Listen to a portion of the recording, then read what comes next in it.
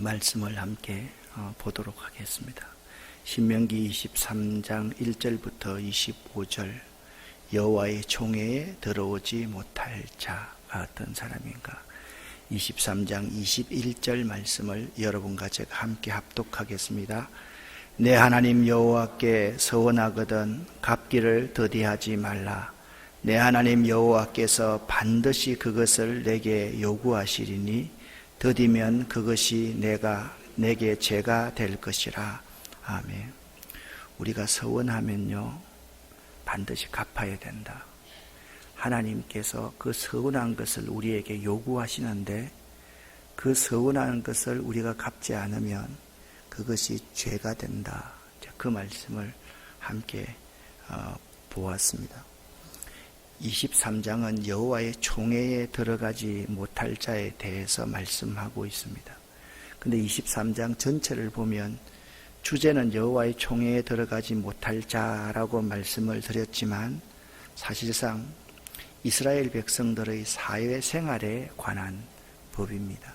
가나안 땅에 들어가서 그리고 하나님의 신정왕국을 이루었을 때 그들이 사회생활을 어떻게 해야 되는가, 그것이 신명기 19장에서 26장까지 기록되어서 있는데 신명기 19장에서 26장까지의 내용 가운데서 오늘 우리가 어떻게 거룩하고 성결하게 삶을 살아야 될 것인지 거기에 대해서 자세하게 19장부터 26장에 대해서는 말하고 있습니다. 그래서 19장부터 26장까지를 읽으면요 우리들이 지금 우리 현재 신앙생활을 어떻게 해야 될 것인가에 대해서 잘 보여주고 있다라는 점을 알아야만 합니다.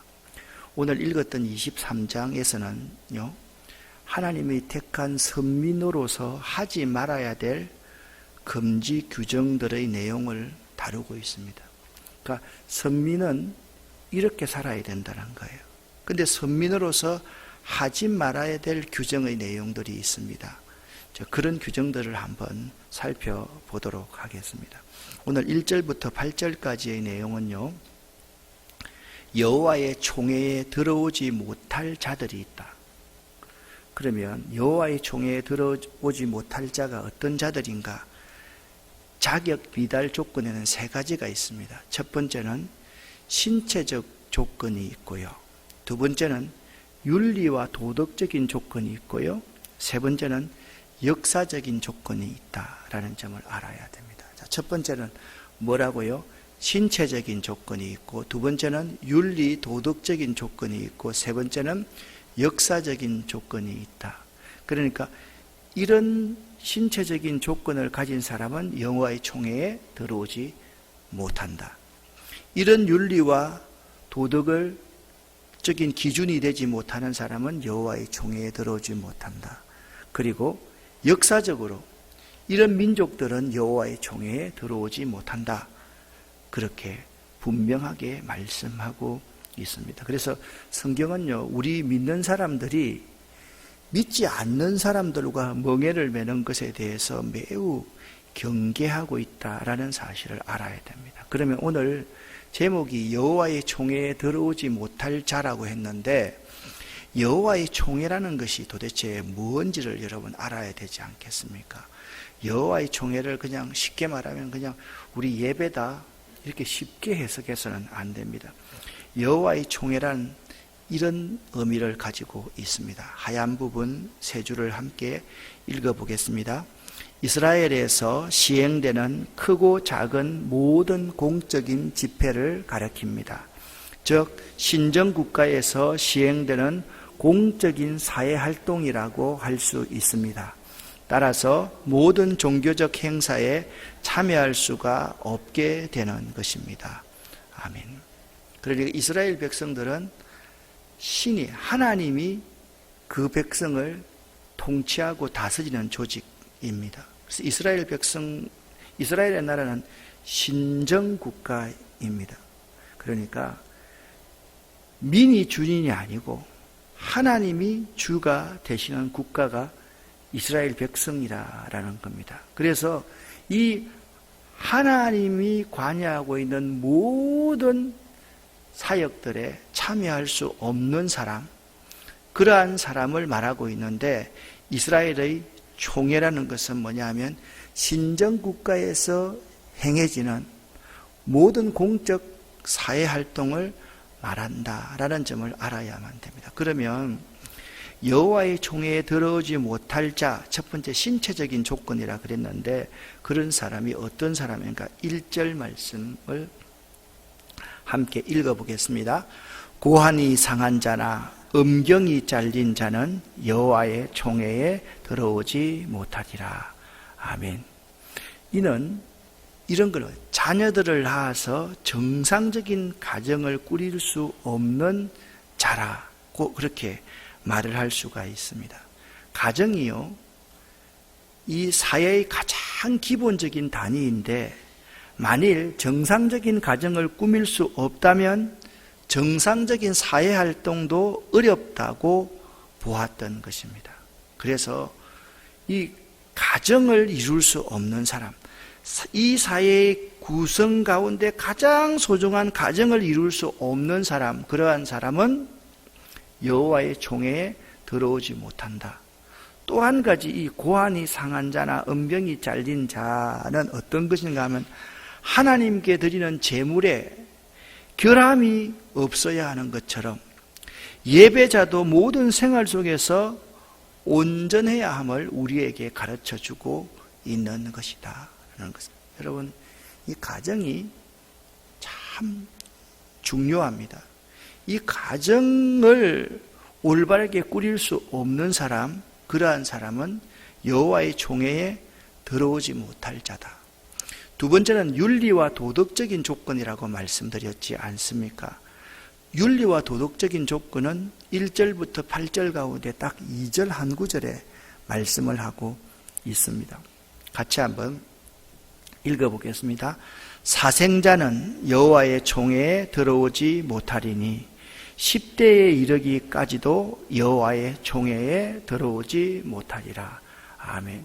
그러니까 여러분의 후손에 10대까지 여호와의 총회에 사생자는 들어오지 못한다라는 것입니다.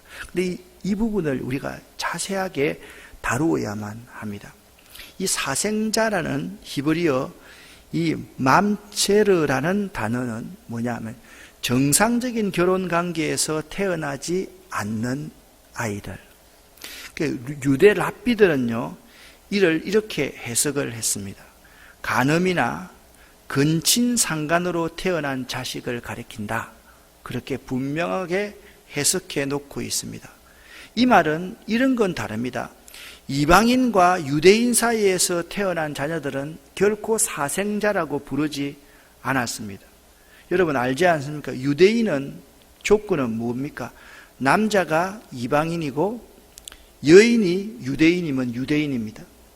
남자가 유대인이고 여인이 유대인이면 당연히 유대인이고, 남자가 이방인이고 여자가 유대인이면 유대인으로 쳐줍니다. 그런데 남자는 유대인이면서 여인이 이방인이면 유대인에 들어오지를 못합니다. 그 정도로 유대 사회에서 이 신앙을 유지하고 키우는 것은 여인들이 매우 중요했다라는 사실을 알 수가 있는 거예요. 그래서 사생자는 여호와의 총회에 들어오지 못하는데 10대 손까지 그들은 족보가 아예 없습니다. 우리나라도 족보를 굉장히 중요하게 생각하는 나라인데, 우리보다 훨씬 더 족보를 더 중요하게 생각하는 나라가 이스라엘입니다. 그래서 이스라엘 나라에서 1절은 보세요. 가정이 가장 중요한 곳이다라고 말씀하고 있고, 2절은요, 이 결혼 제도, 건강한 건전한 가정의 성립이 얼마나 중요한가를 1절, 2절에서 가르쳐주고 있는 거예요. 그러니까 여호와의 총회에 들어올 수 있는 사람은 건전한 결혼 생활과 또한 건전한 가정을 이룰 수 있는 사람이어야 한다. 그렇게 분명하게 말씀하고 있는데, 이것은 신약에 집사를 세우거나 장로를 세울 때 이 조건이 반드시 부합되어야지 그들을 직분자로 세울 수 있었던 것을 알 수가 있습니다. 세 번째, 역사적인 조건에서 이런 사람들은 여호와의 총회에 들어오지 못합니다. 3절 말씀부터 8절 말씀까지 함께 읽어보겠습니다. 암몬 사람과 모압 사람은 여호와의 총회에 들어오지 못하리니 그들에게 속한 자는 10대뿐 아니라 영원히 여호와의 총회에 들어오지 못하리라. 이유가 4절입니다. 4절입니다. 암몬과 모압 사람이 왜 영원히 여호와의 총회에 들어오지 못하느냐? 4절을 함께 읽습니다.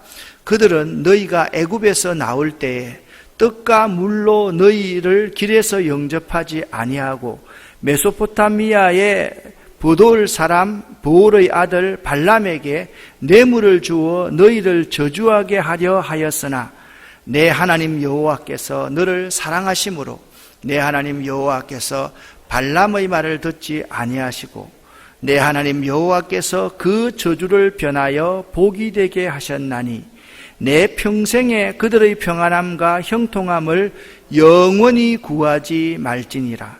너는 에돔 사람을 미워하지 말라. 그는 내 형제임이니라. 애굽 사람을 미워하지 말라. 내가 그의 땅에서 객이 되었음이니라. 그들의 3대 후 자손은 여호와의 총회에 들어올 수 있느니라. 아멘. 여러분, 여호와의 총회에 들어올 수 없는 사람은 10대, 11대부터는 들어올 수 있어요. 사생자들, 이런 사람은 11대부터는 들어올 수 있는데 10대까지는 족보에 없는 거예요. 근데 여기에 암몬 사람과 모압 사람은 영원히 여호와의 총회에 들어올 수가 없다. 왜냐하면 그들은 하나님의 백성들을 대적하였기 때문에 그들이 하나님의 백성들을 대적하는 사람들에 대해서는 이렇게 말합니다. 6절에 내 평생에 그들의 평안함과 형통함을 영원히 구하지 말지니라. 이 특별히 암몬 사람과 모압 사람의 특징은 뭐냐면 부올의 아들 발람, 이 발람 선지자를 초청해서 하나님의 백성을 저주하려고 했다라는 점입니다. 그런데 여기서 우리가 5절 말씀을 잘 한번 보십시오. 이 5절 말씀을 통해서 우리에게 주시는 교훈이 있습니다. 축복과 저주권이 사람에게 있다고 말합니까? 하나님께 있다라고 말을 합니까? 축복과 저주권이 사람에게 있습니까? 하나님께 있습니까? 하나님께 있다라는 거예요. 그래서 우리는 예수 이름으로 축복할 수 있는 거고 하나님 안에서 축복할 수 있는 거지, 발람이 축복한다고 해서, 발락이 발람을 초대해서 축복한다고 해서 그 축복이 하나님이 바꾸어서 축복을 주는 거예요. 발람이 주는 게 아니에요. 예? 그가 저주한다고 해서 그 저주를 받느냐? 그게 아니에요. 하나님이 그 저주를 축복으로 바꾸실 수 있는 분이다라는 사실을 알아야 돼요. 그래서 우리는요, 우리 입술에서 할 수 있는 말은 뭐냐면 항상 다른 사람에 대해서 감사하는 말, 축복하는 말, 그리고 하나님을 찬양하는 말, 그러한 말들을 졸고 있는 사람들은 일어나서 설교 들으세요. 제가 이름 부릅니다. 이제 한 번만 더 졸면 이름 부릅니다. 굉장히 좀 거슬리는데,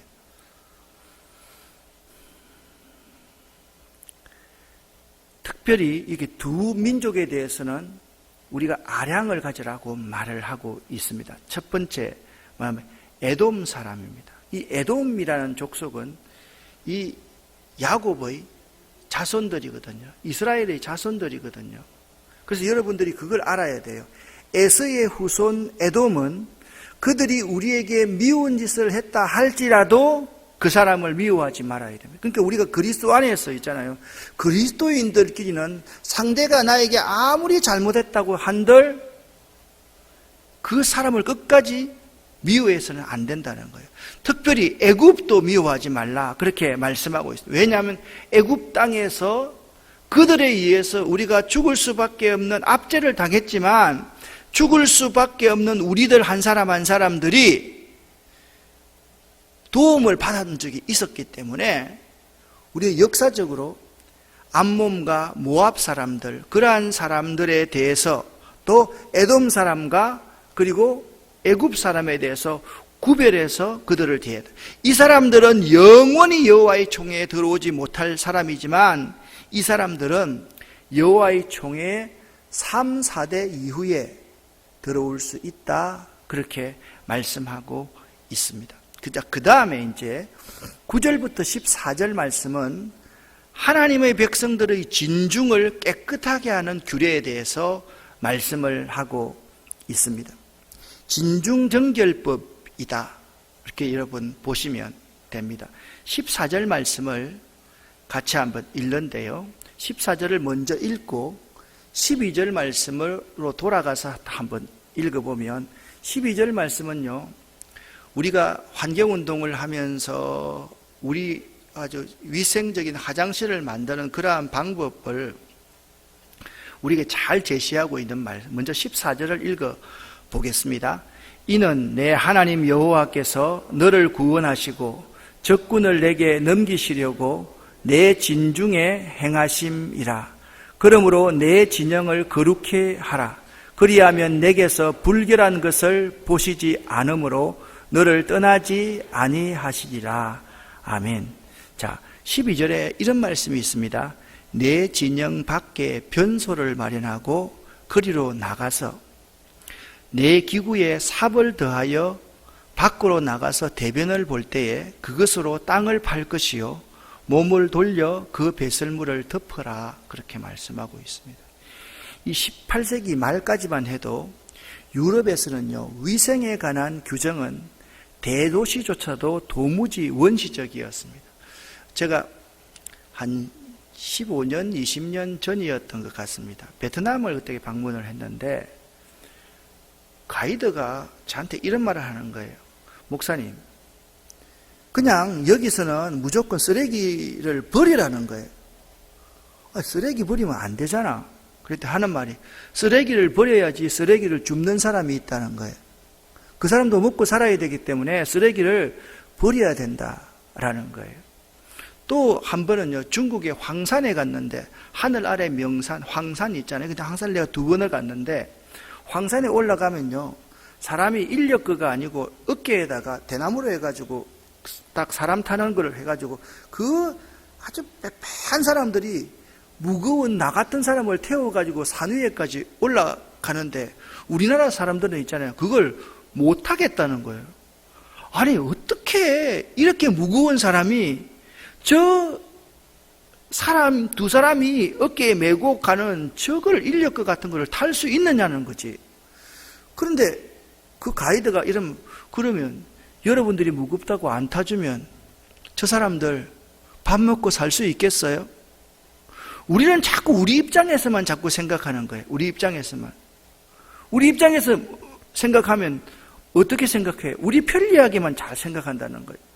자, 중앙아시아의 키르기스탄이나 이게 아프리카 같은 데 가면 대변을 보는 곳은 땅을 이렇게 팝니다. 땅을 여기서부터 이 아래까지 쭉 파고 그 위에다가 나무를 가지고 딱 얹어놓고 안전하게 해놓고 거기서 다 대변과 소변을 다 봅니다. 그리고 나면 그 땅 아래로 있잖아요, 모든 더러운 물들이 다 스며들어가 가지고 그것 때문에 엄청난 파리도 끓고 전염병도 창궐해 가지고 그들이 다 죽게 되잖아요. 이 말씀을 가만히 읽으면서 그렇게만 생각을 했습니다. 그 시대, 18세기 그 시대부터 하나님 말씀 한 구절만 지켰더라면 충분히 그 엄청난 전염병들을 막을 수 있었을 텐데 라는 생각이 들더라는 거예요. 보세요. 내 진영 밖에 변소를 마련하고 거리로 나가서 그것을 흙을 파서 그것을 땅을 파가지고 몸을 돌려서 삽으로 그 배설물을 덮어라. 그러면 그 배설물 그 자체가 어떻게 되겠어요? 좋은 그름이 될 수밖에 없을 거라는 생각이 드는 거죠. 야, 참 맞다. 이걸 보면서요, 우리 환경센터에 만들어 놓은 친환경 화장실, 그건 정말 명품이에요. 너무너무 잘 만들어 놓은 거예요. 보세요. 거기서 화장실에 가서 소변을 봅니다. 그러면 위에 물을 탁 내리면 물이 이의 물로 배양되어 있는 물입니다. 소변과 함께 그게 어디로 내려가느냐? 뒤에 태비장으로 바로 내려갑니다. 그게 좋은 걸음이 됩니다. 그 아래, 대변 보는 아래, 지금 여러분 저녁 시간에 이런 말 해서 죄송한데 그 안에 바켓스가 딱 들어 있습니다. 그 아래 부엽토하고 우리 미생물 가루가 들어 있습니다. 그러면 거기다가 우리 대변을 보면 그 위에다가 삽 아닌 그래서 가지고 딱 덮어만 넣으면 냄새 안 납니다. 그거 가지고 뒤에 덮어서 위에다가 덮어 놓으면 아주 좋은 대변이 됩니다. 좋은 퇴비가 됩니다. 마찬가지인 거죠. 우리가 우리 진중을 정결케 하라, 깨끗게 하라, 이 말씀은 어떤 의미가 있느냐 하면 이런 의미가 있다라는 거예요. 이런 질문을 해볼 수 있어야 됩니다. 내 마음과 가정과 교회와 직장은 하나님이 거하실 만한 곳인가? 나는 과연 하나님이 거하실 만한 처소인가를 한번 질문해 보자라는 거예요. 혹시나 아직도 내 속에 불결한 요소들, 오염된 것들이 남아있지 않는가? 우리 몸이 뭐예요? 하나님이 거하실 성전이잖아요. 하나님이 거하실 처소이잖아요. 우리 몸이 하나님이 거하실 만한 곳이 되지 않으면 안 되는 거예요. 그래서 이스라엘 백성들은요, 그 진중을 정결하게 항상 해야만 했습니다. 전쟁하고 나와도 정결법을 지켜야 되겠고, 밖에 외출하고 나와도 그들은 정결법을 지켜야 됐습니다. 왜 그렇게 했느냐? 여러분 14절 말씀을 한번 보십시오. 그러므로부터 한번 읽어보겠습니다. 그러므로 내 진영을 거룩히 하라. 그리하면 내게서 불결한 것을 보이지 않으므로 너를 떠나지 아니하시니라. 아멘. 우리가 깨끗하고 정결하면 하나님이 우리 속에 거하신다라는 거예요. 우리가 깨끗하고 정결하지 못하면 이 세상의 전염병 같은 것들이 창궐해서 세상으로부터 죄가 들어오고 우상을 숭배하고 불순종하게 되면 우리들 스스로가 멸망당하게 된다. 그래서 진중정결법이라는 것이 우리에게 아주 긍정적으로 적용될 필요가 있다라고 그렇게 말씀하고 있는 거예요. 그러면 우리가 이 질문을 또 한번 해보면서 두 가지 질문을 하면서 이걸 한번 생각해 봐야 됩니다. 하나님의 백성들은 어떤 경우에라도 반드시 깨끗하고 거룩한 삶을 살아야만 한다. 하나님의 백성들, 특별히 마음속에 악한 마음을 가지고 있는 거 있잖아요. 그 마음속에도 중요해요. 마음속에 사람을 미워하거나 마음속에 부정한 생각을 가지고 있거나 마음속에 불결한 생각을 가지고 있으면 하나님의 성령께서 우리 중심에 거하지 못한다라는 점을 알아야 돼요. 그 다음에 이제 저는 오늘 이 말씀을 준비하면서 15절 이후에가 굉장히 은혜롭더라고요. 이 15절, 16절은 도망 온 노예들을 어떻게 취급할 것인가. 여러분 그냥 성경 읽기 전에 도망 온 노예들은 어떻게 하라고 할 것 같아요? 주인에게 돌려보내라. 그렇게 하는 것이 옳을 것 같잖아요. 그게 안 끄끄거려요? 그런데 15절, 16절을 가만히 읽어보세요. 정말 그들을 연약한 노예라 할지라도 그들을 배려하고 있는 모습을 15절, 16절을 같이 한번 읽겠습니다. 종이 그의 주인을 피하여 내게로 도망하거든 너는 그의 주인에게 돌려주지 말고 그가 내 성읍 중에서 원하는 곳을 택하는 대로 너와 함께 내 가운데 거주하게 하고 그를 압제하지 말지니라. 아멘. 이러면 대단한 법 아닙니까? 주인에게 돌려보내면 이 노예가 어떻게 되겠어요? 죽습니다. 그러니까 도망한 노예가 있으면 그를 주인에게 돌려보내지 말고 그를 배려하라는 거예요. 내 성읍 중에 제가 여기에 거하겠습니다 하면 너와 함께, 너는 그와 함께 네가 그를 잘 보살펴주고 그를 종으로서 부려먹지 말라는 거예요. 여러분 그 시대에 이게 대단한 법 아닙니까? 오늘날 사람들 눈 뜨고 코 베가는 세상인데, 사람들, 있는 사람들도 속여먹는 그러한 세상인데, 그 시대에 주인에게 도망온 노예를 이렇게 배려하고 압제하지 말고 그가 성읍에 살려고 하면 그와 함께 그를 돌보아 주라. 이런 법이 그 시대에 하나님이 이스라엘 백성에게 주신 법입니다. 두 번째 17절 18절 말씀은 창녀와 그 시대도 있잖아요. 남창이 있었습니다. 남자들이 성을 파는 사람이 있다. 우리는 생각할 때 창녀만 있다라고 생각하는데, 오늘날도 남창들도 참으로 많이 있는 시대라는 사실을 알아야만 합니다. 그런데 18절 말씀은 신약에도 그대로 인용되고 있어요. 신약에서 창기의 번 돈은 어떤 의미로 쓰고 있는가 하면, 가난한 자를 압제하고 가난한 자를 불쌍히 여기지도 않고 가난한 자를 도리어 핍박하는 그러한 바리새인과 서기관들, 제사장들, 그러한 사람들이 내는 그 돈 그 자체를 창기들이 번 돈이다, 남창들이 번 돈이다, 그렇게 인용을 하고 있습니다. 그런데 이들이 번 돈은 왜 안 되느냐 하면 이렇게 말씀을 하고 있습니다. 이 둘은 다 내 하나님 여호와께 가증한 것이 되기 때문에 그들이 헌금을 한다 할지라도 그 헌금은 하나님 앞에 연락되지 않는다라고 말씀하고요. 그래서 여기서 두 가지의 중요한 교훈을 배워야만 합니다. 같이 한번 파란색 부분을 읽어보겠습니다. 종이라 할지라도 사회적 약자를 배려하라. 그리고 하나님 여호와께 가증한 일을 행하지 말라. 아멘. 그러니까 여러분 알아야 돼요. 도망온 노예도 배려하라.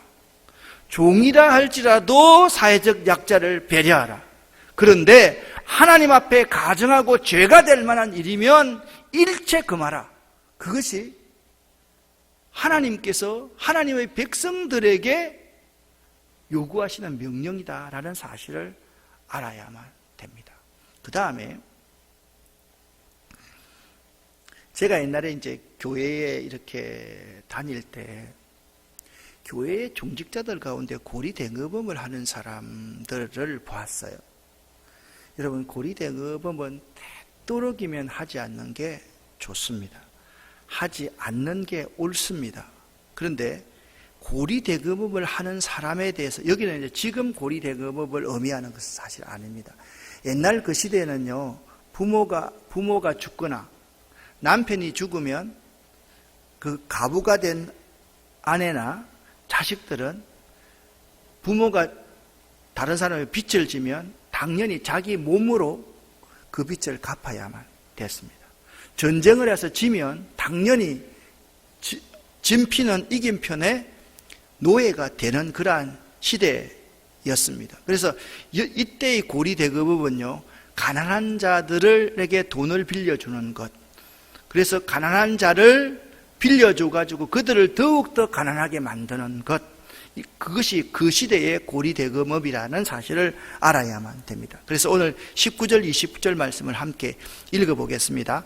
내가 형제에게 구워 주거든 이자를 받지 말지니 곧 돈의 이자, 식물의 이자, 이자를 낼 만한 모든 것의 이자를 받지 말 것이라. 타국인이 내게 구워주면 이자를 받아도 되거니와 내 형제에게 구워주거든 이자를 받지 말라. 그리하면 내 하나님 여호와께서 내가 들어가서 차지할 땅에서 내 손으로 하는 범사에 복을 내리시리라. 아멘. 이 의미가 어떤 의미인가를 여러분 알아야 됩니다. 함께 파란색 부분 읽어보겠습니다. 가난한 자를 불쌍히 여기라. 가난한 자의 필요를 채워주면 하나님께서 내가 하는 일에 모든 것에 복을 내리실 것이다. 아멘. 그래서 여러분, 우리가 하나님께 구워주는 사람이 되라. 그게 가난한 자를 불쌍히 여기는 것이 여호와께 구워주는 것이다. 그렇게 말씀하고 있거든요. 여러분, 이 신명기 23장 말씀 얼마나 멋집니까? 노예도 배려하라. 사회적 약자들도 배려하라. 가난한 자를 위해서 배려해서 그들에게 이자를 받지 말아라. 어떤 이자라도 받지 말아라. 그렇게 성경은 우리에게 말씀하고 있습니다. 우리가 복받는 비결이 어디 있다고 말씀하고 있습니까? 가난한 자들, 사회적 약자를 배려하는 일을 하면 그것이 우리에게 뭐가 된다고요? 복이 된다. 그렇게 말씀하고 있는 거예요. 여러분 정말 복받고 싶어요? 그러면 하나님께 하나님 내 잘되게 해주세요 라고 그렇게만 기도하지 말고 항상 주변에 있는 약한 사람들, 연약한 사람들, 그러한 사람들을 배려하고 그들에게 하나님의 사랑을 한번 주어 보십시오. 그러면 오늘 성경 말씀대로입니다. 저는 하나님 말씀을 믿습니다. 여러분들도 하나님의 말씀을 믿으시기를 예수 이름으로 간절히 축복합니다. 하나님은 거짓말 하시는 분이 아니거든요. 여기 그리하면이라는 말 뒤를 잘 보십시오. 우리가 가난한 자를 불쌍히 여기고 가난한 자의 필요를 채워주면, 자, 신약 성경에서 예루살렘 교회가 있었습니다. 예루살렘 교회는요, 어떤 특징이 있는가 하면, 있는 사람이 자기의 재산을 팔아서 가난한 자들의 필요를 채워준 교회였습니다. 맞죠? 그죠? 예루살렘 교회는 그런 교회였습니다. 그런데 그런 예루살렘 교회에 베드로라는 사도가 설교하니까 하루아침에 3,000명이 회개하고 돌아오는 역사가 있었다. 할렐루야. 그러면 보십시오. 제가 우리 여기서 한 10명 정도가 자기 재산을 팔아가지고 가난한 자들 필요를 채워주었다고 생각을 한번 해봅시다. 근데 우리 교인이 3만 명이 되면 그렇게 될 리도 없겠지만 3만 명이 되면 10명이 나누어 주는 것보다 훨씬 더 물질이 풍성해서 이웃에게 많이 나누어 줄 수 있지 않겠습니까, 여러분? 우리가 정말 그러한 마음을 가지고 예루살렘 교회는 가난한 자들을 불쌍히 여기고 그들의 필요를 채워주니까 하나님께서 예루살렘 교회를 축복하셨다. 그 원리가 우리의 삶에도 그대로 적용이 될 수 있다라는 거예요. 그래서 하나님께서 네가 들어가서 차지할 그 가나안 땅에서 네 손으로 하는 범사에 복을 내리시겠다. 그렇게 약속하고 있는 거예요. 이런 복받는 비결을 여러분 잘 마음속에 새기고 꼭 복을 받아 누릴 수 있는 여러분 되시기를 예수 이름으로 간절히 축원합니다. 또 한 가지 있습니다. 서원에 대해서 21절부터 23절까지 말씀하고 있습니다. 자, 21절부터 23절까지 같이 한번 읽어보겠습니다. 내 하나님 여호와께 서원하거든 갚기를 더디하지 말라. 내 하나님 여호와께서 반드시 그것을 내게 요구하시리니 더디면 그것이 내게 죄가 될 것이라. 네가 서원하지 아니하였으면 무죄하리라. 그러나 내 입으로 말한 것은 그대로 실행하도록 유의하라. 무릇 자원한 예물은 내 하나님 여호와께 내가 서원하여 입으로 언약한 대로 행할지니라. 아멘. 서원이라는 무언가 하면 하나님과 자신이 약속하는 것이 서원입니다. 그래서 서원은요, 신중하게 해야 하고 서원한 것은 반드시 지켜야만 합니다. 서원은 어떻게 하는가고요? 신중하게 하는 것이고 서원했으면 반드시 지켜야만 합니다. 왜 지킨다고 말씀하고 있습니까? 여기 이렇게 말씀하고 있습니다. 반드시 하나님께서 그것을 내게 뭐요? 요구하신다. 하나님께서 반드시 그것을 우리에게 뭐 하신다고 말씀을 요구하신다라고 그렇게 말씀하고 있기 때문에 그랬습니다. 그래서 내 입으로 말하는 서원은 꼭 지켜야 된다. 그런데 서원에는 두 가지가 있습니다. 두 가지 표현이 있습니다. 첫 번째, 내가 가진 물질을 드리는 것이나 어떤 일은 하지 않겠다라고 하는 첫 번째 서원의 표현이 있습니다. 그러니까 하나님께 서원하면서 하나님 내 물질을 드리겠습니다. 그리고 이런 일은 하지 않겠습니다. 그것이 첫 번째 서원입니다. 두 번째 서원이 있는데 이 두 번째 서원의 의미는 뭐냐면 자신을 그 대상에게 속박시키는 것, 자신을 그 대상에게 결합시키는 것을 말하는 것인데 두 번째 서원은 뭐냐면 자신의 생명, 자신의 삶을 드리는 것을 포함하고 있을 수가 있다라는 거죠. 그래서 우리는 서원에 두 가지 표현이 다 들어갑니다. 첫 번째, 내 물질을 드립니다. 그리고 이런 일은 하지 않겠습니다. 내 인생을 드리겠습니다. 내 삶을 드리겠습니다. 내 전체를 드리겠습니다. 이것이 이 두 가지가 이 서원에는 똑같이 동일하게 표현될 수 있어야 된다는 거죠. 서원을 하면서 내 것은 내 것이고 하나님 것은 하나님 것입니다. 그건 서원이 아닙니다. 서원을 하면서도 삼손처럼 이거 하지 않겠습니다 해놓고 하면 그것은 서원한 사람이 아닙니다. 그리고 서원은요, 내 인생을, 나를 하나님께 속박시키는 거예요. 나를 하나님께 결합시키는 거예요. 하나님, 내 인생 전부를 이제부터 하나님을 위해서 사용하겠습니다. 주의 종이 되겠습니다 라고 서원을 하는 거예요. 근데 많은 사람들은요, 서원을 자기 자신을 서원하지 않고 주로 자기와 상관없는 자녀를 서원하는 경우가 있습니다. 자, 서원은 두 가지 원칙이 있다 했습니다. 첫 번째는 뭐냐? 신중하게 해야 되고, 두 번째는 뭐냐? 서원했으면 뭐요? 반드시 지켜야 한다. 따라합시다. 신중하게 해야 하고 반드시 지켜야 한다. 그러니까 여러분들이 무언 중에도 하나님 나에게 이거 해주시면 내가 이렇게 하겠습니다. 그게 뭐예요? 서원입니다. 그러면 그 서원은 어떻게 해야 돼요? 반드시 지켜야 됩니다. 언젠가 하나님이 그 서원을 여러분에게 뭐요? 요구하시는 거예요. 너 나에게 서원했지 않니? 나 그거 잊어버렸는데요? 그러면 그것이 우리에게 뭐가 된다? 죄가 된다라고 말씀하고 있기 때문입니다. 그런데 서원을 할 때는 반드시 이 두 가지로서 드려야 됩니다. 물질을 온전히 드리거나 이것은 하지 않겠습니다 라는 이 서원이 이 속에 있어야 됩니다. 또 한 가지는 내 인생을 온전히 하나님께 결합시키고 하나님께 드리겠습니다. 그 두 가지 서원으로 드리는 것이 우리 가운데 있어야 한다. 그래서 서원은 신중하게 하되 서원한 것은 반드시 갚아야 된다. 이걸 여러분들이 명심해야 돼요. 여러분 가운데 한 번이라도 서운한 거 있을 겁니다. 지금 한번 생각해 보세요. 생각해 보세요. 없어요? 없으면 이렇게 말씀합니다. 없으면 성경에 뭐라고 말씀합니까? 네가 서운하지 아니하였더라면 뭐라고요? 무죄하리라.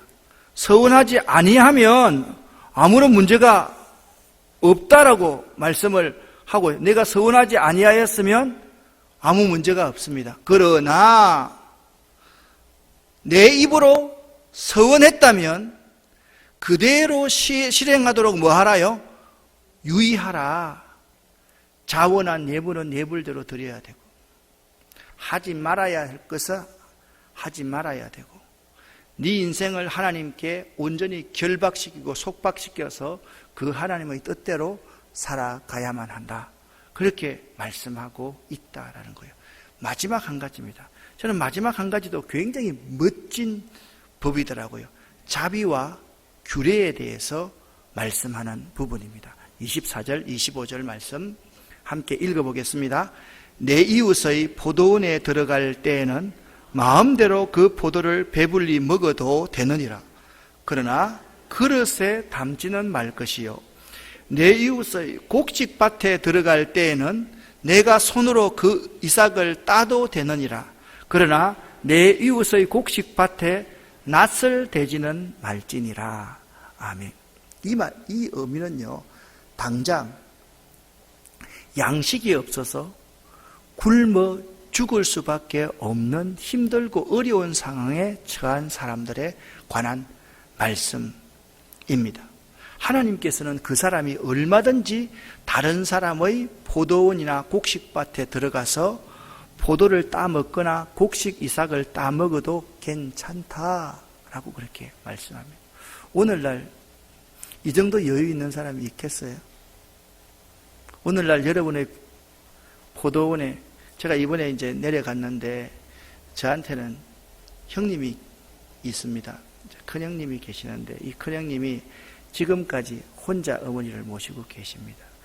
앞에 우리 집 옆에 한 140평 정도 이렇게 조그만 밭이 있는데 형님이 거기다가 유실수를 많이 심어놨어요. 위에가 위쪽이 한 이 정도 높게 철도가 있고 우리 밭은 이 정도 좀 낮게 있어요. 밭 언저리에다가 전부 다 유실수를 심어 놓으니까 그 복숭아 같은 것들이 많이 잘 열려 있을 거 아니에요. 그러면 우리 어머니는 그렇게 말해요. 아이고, 도둑놈이 와가지고 복숭아 싹 다 따먹었다. 너 좀 주려고 그러는데 복숭아 다 따먹었다. 그런데 우리 형님은 있잖아요. 누가 복숭아를 따먹으면 그거 따먹으라 그런대요. 우리 어머니가 그런 말을 하는 거예요. 그래서 내가 참 보면 우리 형님이 참 복을 받을 사람이다. 그런 생각이 참 들어요. 따먹으면 따먹으라 그랬잖아요. 우리 어릴 때 있잖아요. 여러분 참외 서리하러 많이 들어갔잖아요. 오늘날 만약에 참외 서리하다가 수박 서리하다가 잡히면 어떻게 될까요? 경찰서에 잡혀가겠죠. 옛날에는 그런 거 없었어요. 잡히면 그냥 딱 꿀 앉혀놓고 손 들고 있다가 조금 벌 세우고 나면 참외를 더 먹입니다. 참외를 더 준다니까요. 참외 실컷 먹이고 나서 야, 앞으로 참외 서리할 때 이렇게 있잖아. 이게 줄기 이런 거는 상하게 하면 안 돼. 배고프면 참외 따먹어. 줄기 이런 거 상하게 하면 해가 돼. 다 그렇게 컸습니다. 근데 오늘날 우리 모습이 어떻습니까? 너무 각박하잖아요. 바로 신고해가지고 바로 소년원에 가도록 그렇게 만들 수도 있잖아요. 근데 이스라엘 백성들은요, 정말 여유가 있는 사람이에요. 힘들고 어려운 상황에 처한 사람에 대해서 얼마나 많은 관심을 가져야 하는가, 하나님의 백성들은. 오늘 23장의 모든 말씀은 다 가난한 자들을 배려하라는 거예요. 그들의 필요를 채워주라는 거예요. 그들의 어려움과 함께 동참하라는 거예요. 단 조건이 있습니다. 힘들고 어렵다 할지라도 절대로 제8계명은 범하지 말아야 된다라고 말씀하고 있습니다. 그게 무엇입니까? 예? 무엇입니까? 그것들을 그릇에 담아서는 안 된다. 낯을 대고 추수를 해서는 안 된다. 욕심은 부리지만 이웃의 것을 탐하지 말라는 거예요. 춥고 배고프고 아파서 가난해서 그들을 먹는 것은 허락하지만 다른 사람의 것을 탐해서는 결코 안 된다라고 그렇게 말씀하고 있는 거예요. 우리가 사회생활을 하면서 가장 중요하게 생각해야 될 것이 하나 있습니다. 그게 뭐냐? 자비입니다. 자비. 배려하는 겁니다.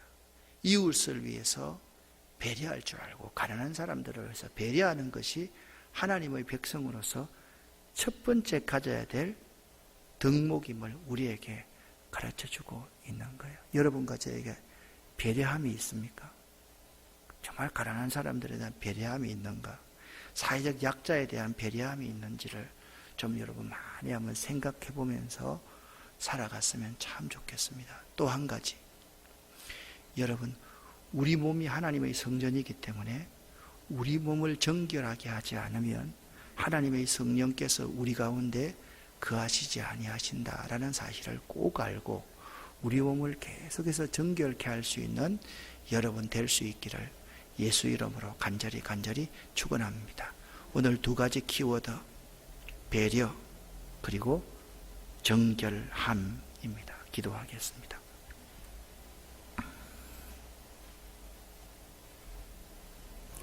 여러분, 이 세상의 삶에서 하나님의 자녀답게 살게 도와달라고 여러분 이 시간 주여 믿습니다. 3번 부르짖고 기도하고 돌아갈 수 있기를 바랍니다. 주여 믿습니다. 주여 믿습니다. 주여 믿습니다. 아버지 하나님,